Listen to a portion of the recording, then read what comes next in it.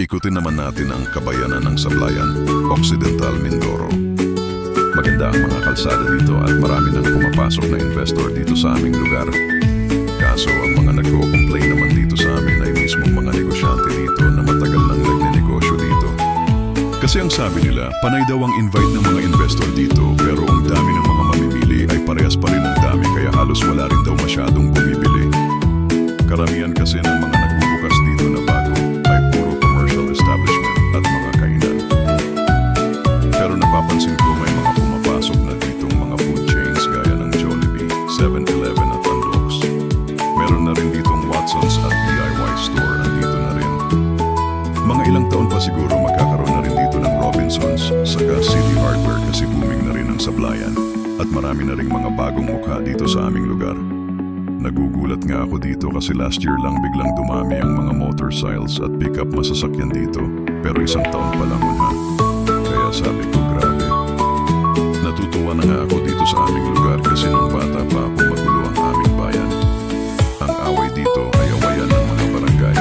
Hindi ka pwedeng pumunta sa kabilang barangay kasi malamang baka mabugbog ka o kaya batuhin ka ng walang dahilan. Naaalala ko pa nga na minsan ay nagkaroon sa amin ng liga ng basketball na pambarangay at dahil lang natalo ang kalaban, biglang nagkagulo na at may nagpaputok pa ng baril sa loob ng Astrodome. Kaya matagal bago nagkaroon ulit ng liga ng basketball sa amin. Pero matagal na yun at ngayon naman ay tahimik na sa amin. Dumating din sa amin ang panahon na grabe ang abutan ng drugs kahit araw na araw ay lantaran ang abutan ng drugs at mismong sa harapan pa ng aming tindahan kaya kami ay napapailing na lamang. Pero nawala din yun nung panahon ni Digong at nakulong si Delima.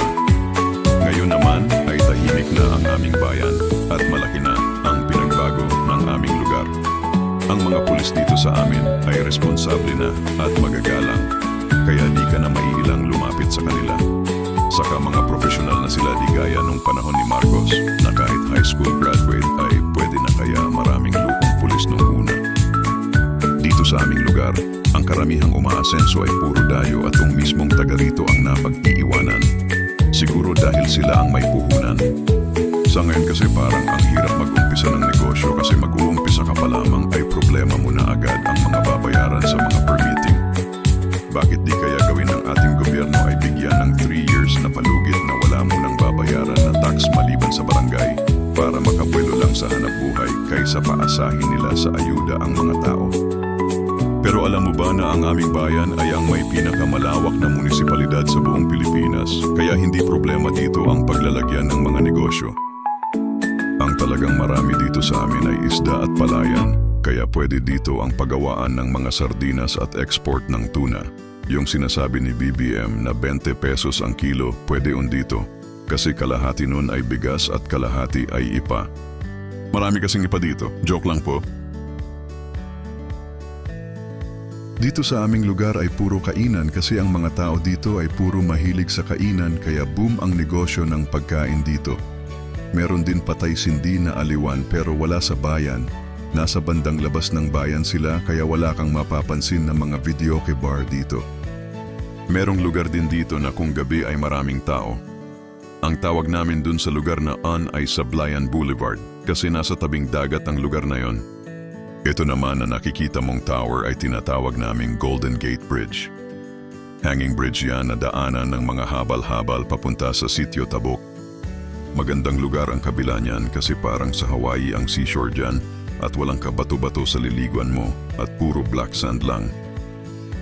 Tingnan mo ang mga nagmumotor parang balewala lang sa kanila pag nagmumotor samantalang ako parang lasing pag nadaan dito kasi sumasayaw ang daan lalo na pag mahangin.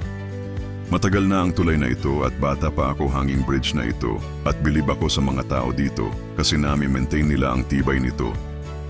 Alam mo ba na dahil sa tulay na ito ay maraming nagkahanap buhay dito gaya ng habal-habal at naitatawid nila ang lahat ng klase ng produkto dito. Pero sa ngayon may plano silang magkaroon ng tulay na talagang maayos at malapad na pwedeng daanan ng tricycle at truck.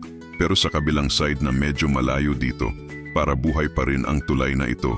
Kasi naging landmark na rin dito sa Sablayan ang hanging bridge na ito.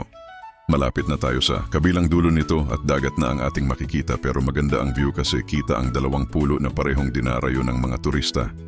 Kaya huwag kang magsawang pumasyal sa aming bayan, maganda rito. Paki-like na video kung nagustuhan mo ito. Salamat. Paki-follow and subscribe na rin. Maraming salamat uli.